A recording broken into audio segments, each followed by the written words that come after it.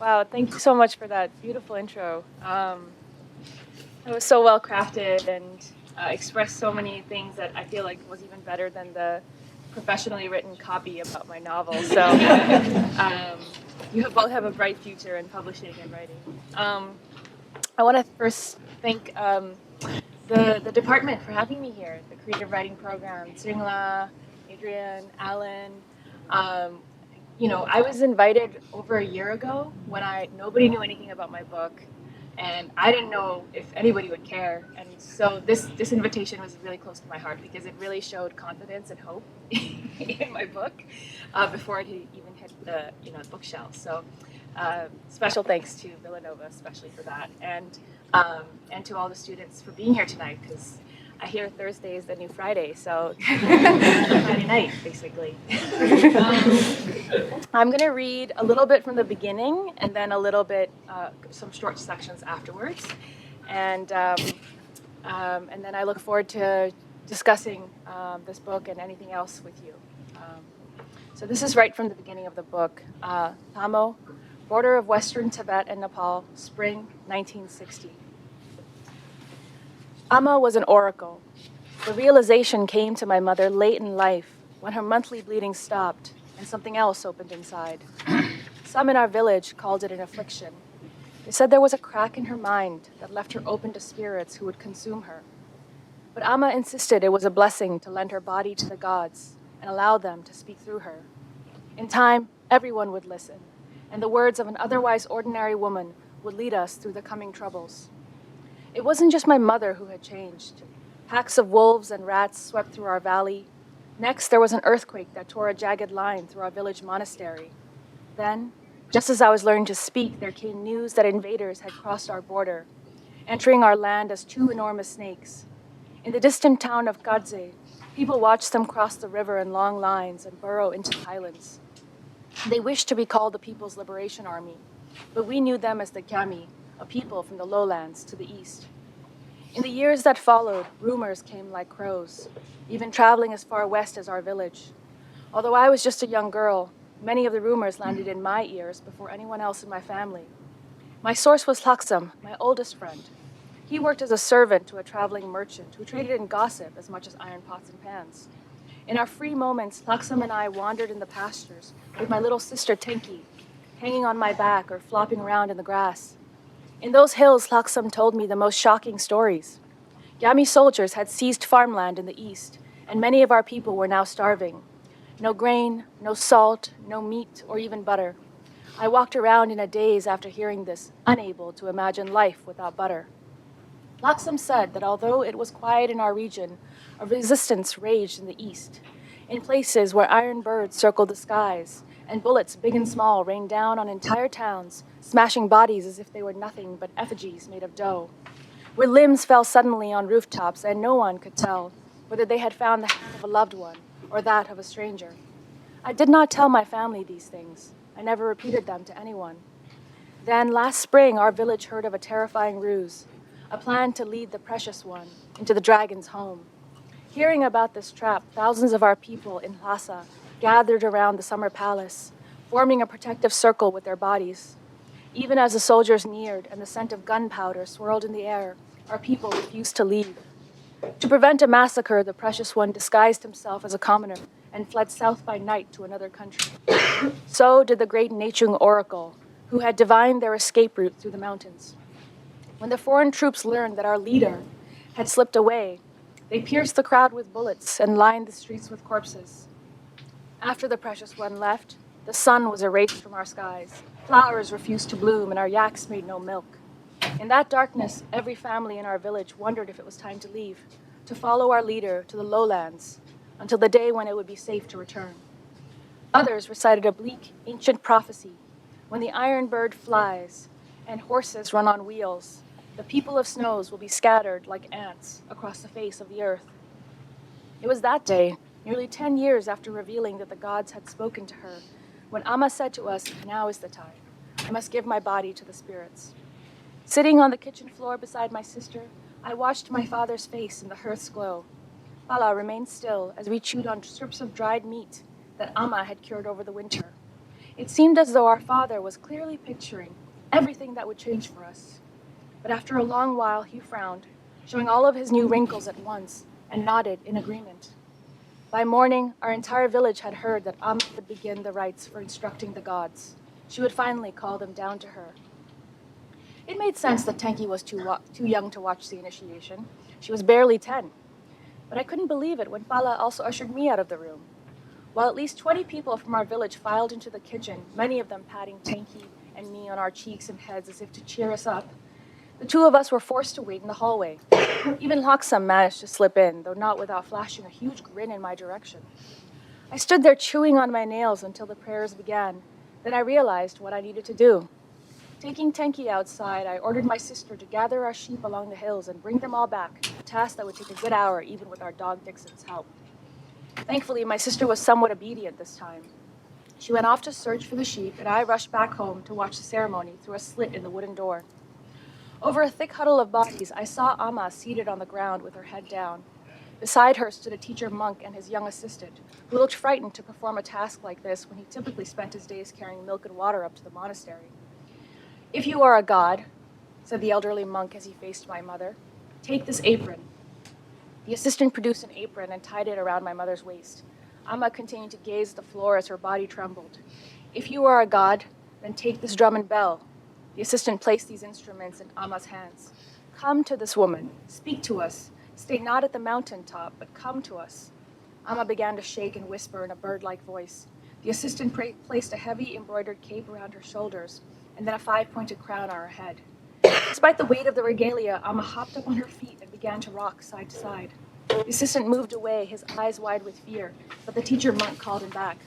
"Take this golden drink," he said, holding out a bowl of beer. Putting down her instruments, my mother took the bowl, offered it to the sky, and drank the beer in one gulp like a man. Then she danced, spinning to the left and right, dipping and jerking her head. The teacher monk leaned in, pushed my mother's shoulders down to keep her still, and spoke into her ear. She shook like a startled horse and uttered a language I could not understand. Was this the language of the gods? Hearing my mother's words, the teacher monk nodded and reached into a bowl of rice. With a graceful flick, he tossed a handful of grains onto the drum held flat in his hand. It sounded like a rain shower and still echoes in my head. "It is dangerous to call the gods," he told the audience. "We must ensure that we have not called a malicious spirit by mistake." The teacher monk explained that if an evil spirit entered her body, there would be chaos for Amma and everyone who sought her help. On the other hand, if part of my mother's consciousness remained in her body when a spirit entered, she would become half god and half human, and then we could not trust her words. Hearing this, I started shaking. If the gods never left my mother's body, she would never be herself again. Why would Pala agree to this? Yet it was already far too late to stop. The teacher said that it was time for the test. Amma must be able to say, without looking, exactly how many grains of rice had landed on the drum. She also needed to know the meaning of this number. Would it prophesy? Pressing my face into the door, I strained to learn the outcome. I had my answer when the elderly monk slowly knelt and prostrated himself before my mother. A wave of prayers rose from the crowd as they too lowered to the floor. Only I remained standing, peering through the crack, trying in vain to catch a glimpse of my mother's face. Then my chest felt heavy like wet clay, and I was drawn, face down, to the floor of frozen mud, my palms pressed above my head, my lips moving rapidly in prayer, as breath spread between my ribs. Word traveled across the western plains. Visitors came to see my mother, a little wary and curious, bowing and speaking in hushed tones like they did at the monastery. Even my father's old friend Chosang arrived at our door with his ailing son between his legs. "Everything has changed," Bala said, "but to me she's still just my Yangchen." "Yes, that must also be true," Chosang replied, tidying his worn sleeves as he settled in and waited for his son's turn with Amma. In the days that followed, Bala fetched 2 servants to help with the visitors. Tenki and I watched them float around the house with tea and food and ceremonial objects for the divinations, while parched, weary horses milled about the courtyard, waiting for their masters to be healed. How many hundreds came in that strange time? In the year before we fled the highlands, how many came knocking on our wooden doors, sweeping in the dust with their foreign robes, leaving their scent long into the evening? Even now, so far from home, I can close my eyes and remember the peculiar silk brocade designs on their sleeves and collars.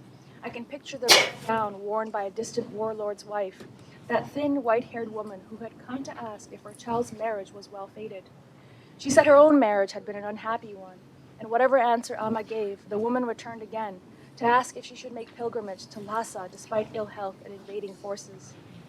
Just as Tenki and I had grown used to her visits, summer and fall passed without any sight of her.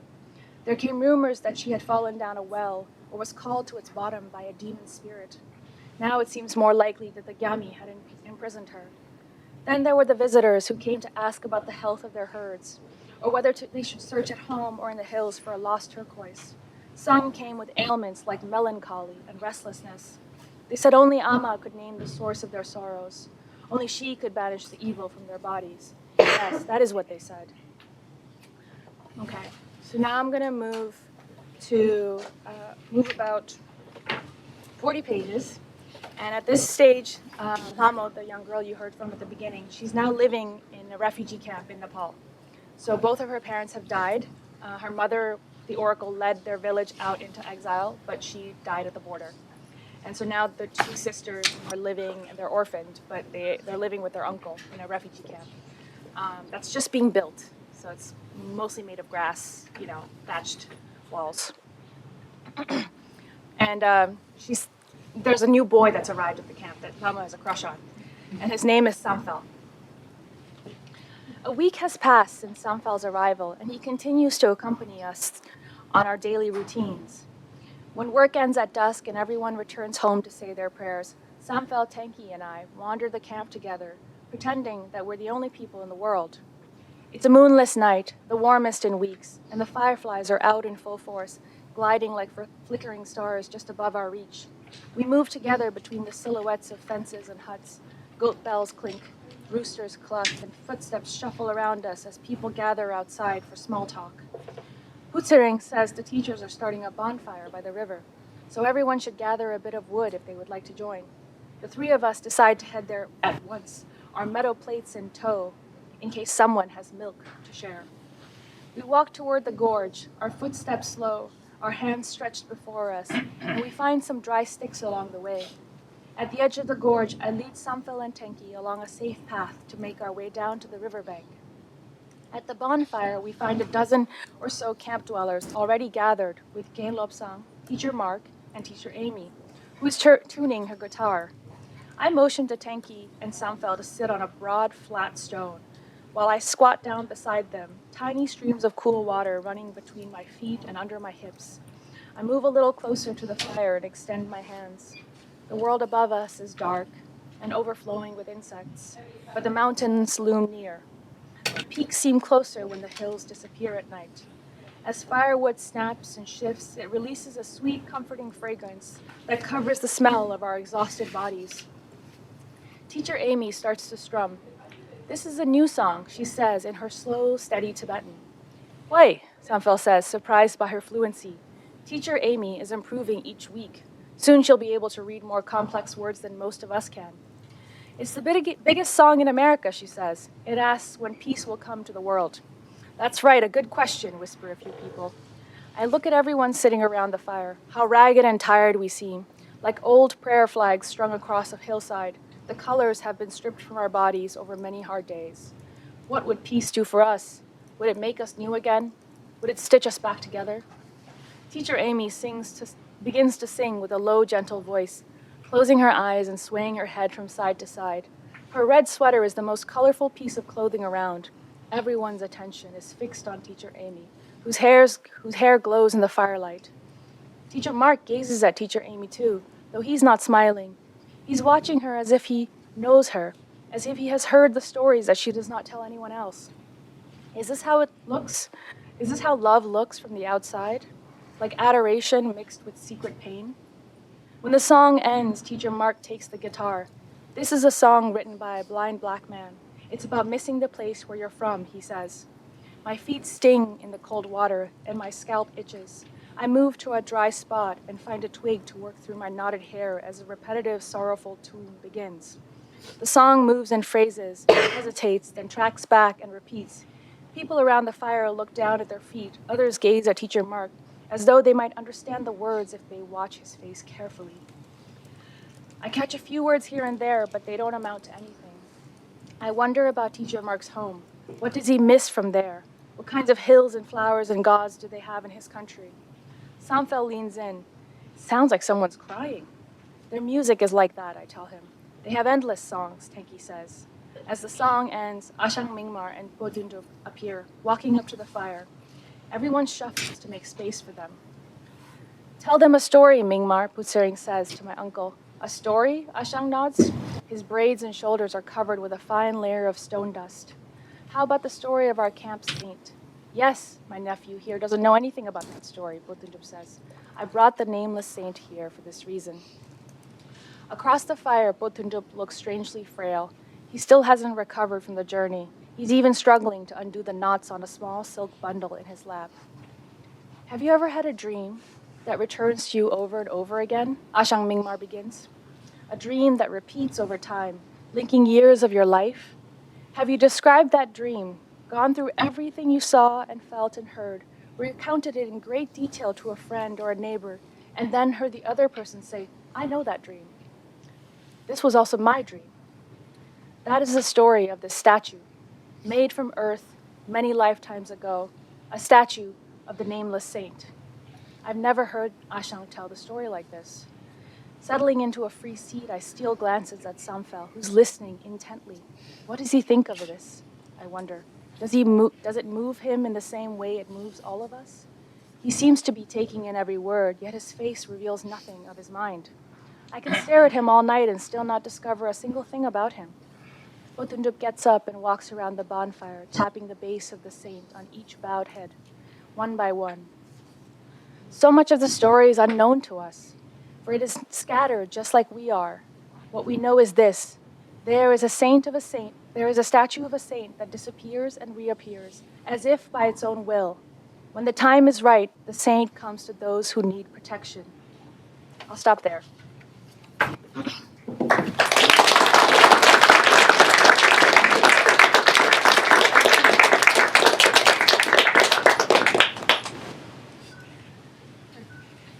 I can take questions.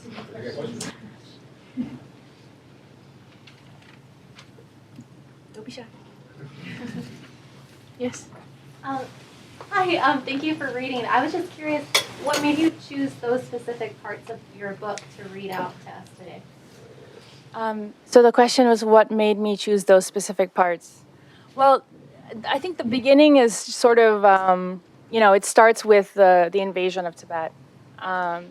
And that to me is, when I think of like the modern story of Tibet, I guess the contemporary story of Tibet, it does begin with the loss of our country.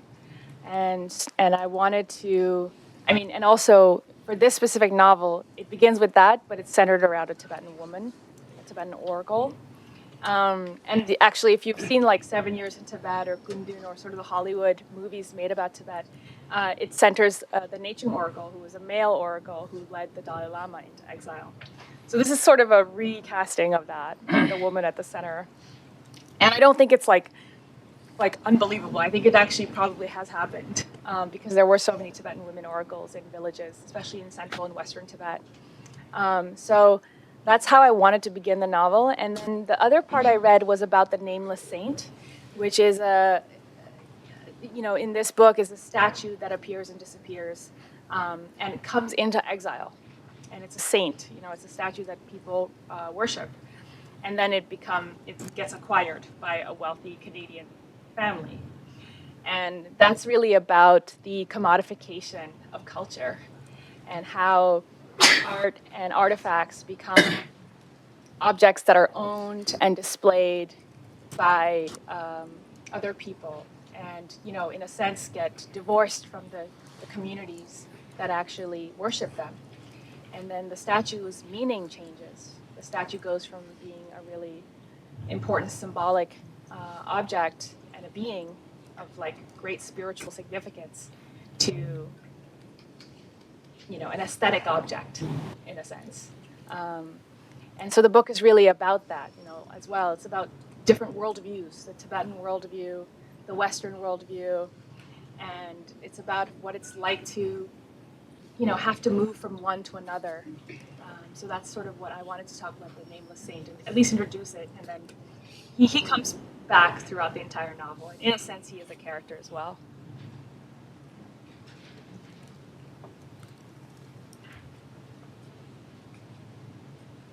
Yes. I know you just mentioned it, but something that struck me in the book was the character of the mother, Lamos and Tenki. Is that pronounced it Tenki? Mm-hmm. Tenki's mother. And I know you just kind of explained the significance of that in just a prominent female figure, but I was wondering if you could talk a little bit more about the development of her character, because I know she remains very significant throughout the book and is often mentioned and re-mentioned. Mm-hmm.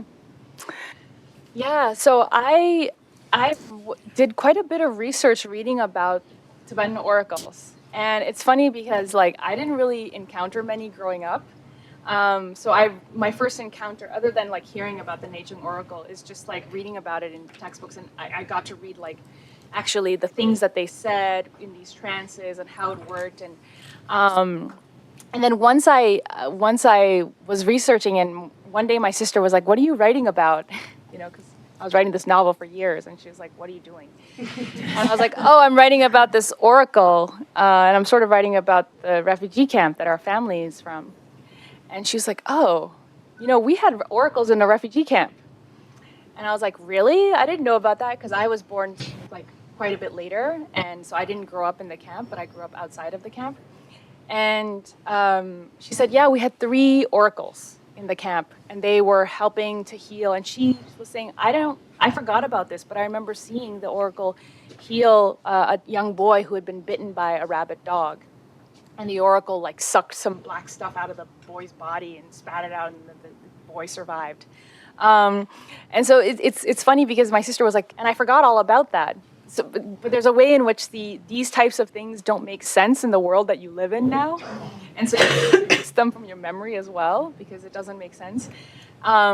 So my decision to like talk about this thing that I guess in the colonial framework of like the Chinese rule, these things are considered very backward and superstitious and inferior to sort of the rational Chinese state's perspective of how the world should work. But what I'm saying here is that in these indigenous perspectives or indigenous beliefs are not inferior, and in fact, they have served these communities for centuries, if not millennia. And the oracular practice in Tibet is probably as old as the Greek oracular practice, and did center women in certain places. And it is about a connection with the divine, which resides in the land. And so Tibetan female oracles also were, I guess, like the original ecologists or environmentalists, because they often spoke about how important it is to keep the land clean and pure and to respect the earth and the waters. And all of these things are demolished by the colonial sort of framework, that treats the earth as dead, that treats people as only good if they, something can be extracted from them. It's about domination and subjugation of land and bodies. And I think this is a very different way of residing or being in the world, which I think is beautiful and far from inferior. And so I really wanted to sort of highlight that. And then I guess I also just grew up around a lot of powerful women and a lot of strong women who maybe aren't like forcefully strong, but like have quiet leadership in our communities. And yeah, I just wanted to recast that whole thing with a strong woman that you never really get to meet or know, but she has impact across all of the characters' lives, even though she's dead before the book really even begins. Thank you. Yeah, thanks.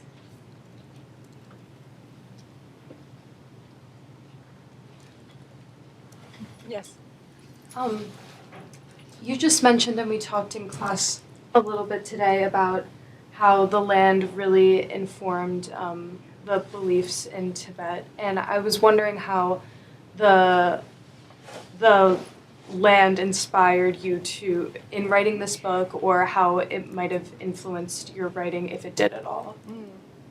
Yeah, thank you. I mean, so my relationship with Tibet, or the land of Tibet, is really one of absence, because as a Tibetan living in exile, I'm not able to go to Tibet. I can't get the visas. Some Tibetans can, but nowadays very few can. It's extremely closed off. I think Freedom House just came out with a report saying Tibet is the least free country in the world, tied with Sudan and Syria, or something like that. Just like 3, basically. It's really bad. It's really hard. So, but the Tibet of the imagination looms large for me and for many people in exile. And one of the things that you're taught as a young person is the thing that comes up over and over is the extreme beauty of that land. Just like that's what everybody talks about. Just how clean the water is, how great, like how just beautiful the landscape is. And I think the other thing that comes up a lot is just the number of holy sites. And those sites are holy not because of some inherent thing inside of them necessarily, but because of stories around them. And this is something that you see in other cultures, like in Islam with Mecca. There's all these stories about different sites around Mecca. And so because of the stories of activities or actions or things that happened with certain mythic figures, Tibet has a lot of those.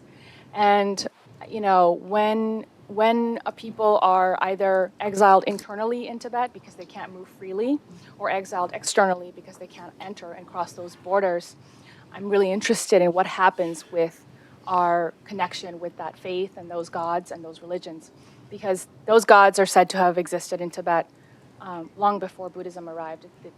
These are really, really ancient spirits that Tibetans have revered for centuries. And some of these things are transportable, like when I said the oracles in the camp that were there. I watched a documentary about one of the oracles from that camp, and he talks about, and he lived in poverty, and he died quite poor, but he really served his community, as long as he lived. But he talked about how when he goes into trance, he calls the spirit from Tibet. So the spirit has to travel over the mountains, come to the refugee camp in Nepal, heal the people, and then travel back. So it's like, it is a really interesting and creative solution, right? Like the spirit still resides in that holy space, but can come to help. And I think in a way, this is a way in which like we maintain our connection and maintain our perspective of the holiness of that land. Another little tidbit is once I heard of a scholar asking a Tibetan teacher, like a high monk, Tibet, you say that Tibet has all these gods and spirits and such. Do those gods and spirits also exist in other countries? And the monk said, I don't know. You'd have to figure out, you have to ask the people in those countries. But we know that we have gods and spirits in Tibet, and that's it's not something that's theoretical or just like a story. This is something that people really believe. But when you're exiled, I think some things do come into exile, and it's a question of how and what and how do people sustain things when borders and structures of state deny them mobility. So, yeah, I don't know. What was your question? I feel like I... It was, no, you answered. Okay. It, yeah. Just went off. Thank you for your question. Yes. I was so intrigued by the coup, and I think there's a scene early on where they're unwrapping the coup, and I think you said that it looks different to different people, and it's not idealized, and that it would appear when it was needed. And I was wondering if you could talk more about that and how you researched it, what part of imagination played what part. Yeah. Thank you for that. Well, so this coup is based on a real statue that exists in the Rubin Museum that I saw, and it's in part of the permanent collection, but it's not always on display. But there's this small mudstone statue, and it looks very different because all the other statues are, gold-plated and very beautiful and with jewels and stuff. And this statue was just mudstone and very humble, and had a very peculiar expression that looked very human. It didn't look like a, equanimity of just an enlightened being. But it looked pained, and it looked complex, and it looked very open to interpretation to me. And so I wanted to think about that because I think that, in Tibetan metaphysics, paradox is very much present, this idea of enlightenment is also paired with the idea that we're already enlightened and that we just have to see it, and there's this idea of what gets reborn, the idea of reincarnation, is also paired with the idea that there is no self. So if there is no self, then what gets reborn? So all of these things are paradoxes, and they kind of invite you to go beyond language or go beyond a surface understanding of any of these ideas. And they're very complex, and they're very beautiful. And I think they're valuable just as a part of like human heritage, like beyond it being Tibetan. I just think that they're interesting ideas to work with. So with the ku, I wanted that similar kind of paradox, like multiple meanings and interpretation is very important. And also the fact that the ku means different things to different communities, like to the Western museum people, it means one cultural artifact, you know, it's a historical object, but for a community, it's literally a saint or an embodiment of something that keeps them feeling connected and cared for. So yeah, that's sort of the thinking there.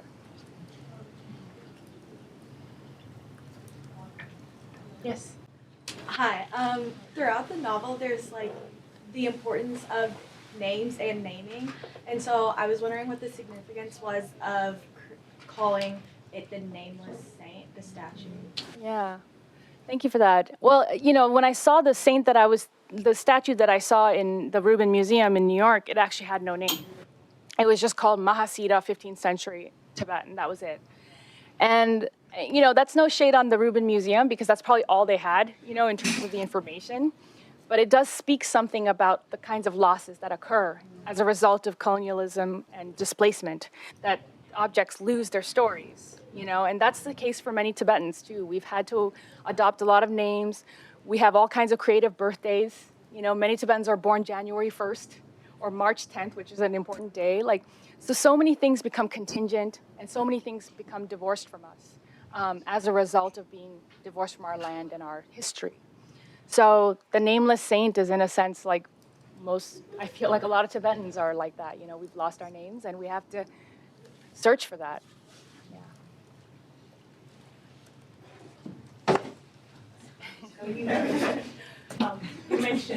You mentioned earlier how your sister had forgotten about the oracle, and you know just now you just spoke about how sort of loss of something that Tibetans have to deal with, and I was just thinking your book is in some ways then a kind of retrieval, right, of memory. It's also a kind of witness, but also containing all of these stories. How have Tibetans received the novel as you've traveled and met different groups of Tibetans? Mm-hmm. Well, you know, that was the most important thing for me is to make sure that this book doesn't come across as like a lonely planet about my community for for the non-Tibetan gaze. And I wanted any Tibetan reader to recognize these characters and to feel like this feels true, this feels real. So, you know, the folks that have read it from my community have been very supportive. And even the folks that haven't read it have been very supportive, mostly because they're just like so happy to see a Tibetan novel. And as we know, like publishing is a difficult space and you need to know how to navigate all of that. And you need a lot of privilege to be able to write a novel. That's not a privilege that most Tibetans have had until recently. Like I've had that privilege, which is like even unique in my family that I've been able to do that. So I think for a lot of Tibetans, it goes into a space of like seeing something like this for the first time. It's been really heartening for them. And I've met many young Tibetans, like 10 years younger than me, who are, determined to be novelists, which is like so exciting. I wanted to ask you about, I've been thinking about in my own writing, and your book made me think about this as well, the importance of oral storytelling traditions, and just how that can shift how you think about telling stories, or voice, or just even the kind of sense of those presences around the writer as we're writing. So I'm going to leave it at that, and just would love anything you want to share, thoughts or insights about the importance of oral storytelling in your work. Yeah, thank you for that question. I think it's so interesting because like in the university space or in the space of literary production, like we privilege written word and we think that that's the beginning of storytelling. And of course we know that that's not, and this is a fairly new thing. Whereas like oral storytelling is universal and very old and everybody knows how to do it, you know? And I was listening to a speech by the scholar George Steiner from like back in the day, and he was talking about how in France, like up until the 1940s, like 70% of people outside of the elite urban population could not read. And so, you know, sometimes I feel like when I go to Tibetan community talks, sometimes people feel like, oh, it took us this long, have we failed in some way? I've been asked that question directly, and I'm like, no, like, we're very powerful storytellers. The Tibetan canon is quite vast, but a lot of Tibetans anyway are storytellers. And I think it's really important to like not absorb these like sort of these perspectives that diminish something that's very ancient and very present. And I grew up around, my mother, was teaching herself how to read English and, reads like, Tibetan enough to read her the scripture, but she's not a fluent reader. But she's always telling me stories, and she's telling me stories that are old stories, like stories about the Buddha, stories about, different saints that she's memorized. And so I grew up around storytellers. I grew up around that tradition.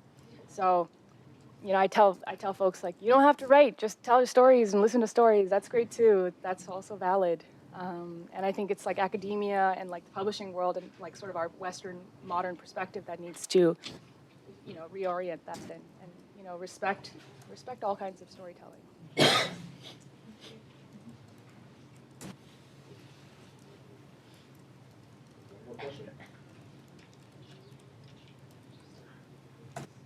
I've got one.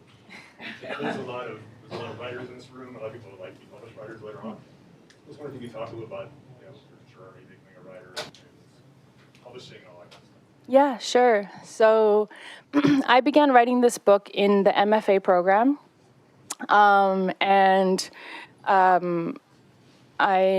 Once I was about 8 years in, I had a pretty solid draft. So it took a long time to have a solid draft. And then I went to AWP, which is a conference for writers. And they had this agent to writer program where you could submit 5 pages. And I submitted 5 pages, and 2 agents wanted to meet me based off of those 5 pages.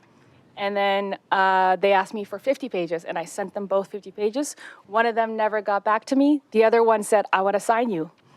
And I said, that's great. Thank you so much. I would love to work with you. And I'm somebody who's like, I'm not really much of like I'm not choosy, I guess. Like, I feel like if something falls on my lap, I'll accept it, And so I worked with her for 2 years doing revisions. She was giving me drafts and feedback on drafts. And then we went out on submission.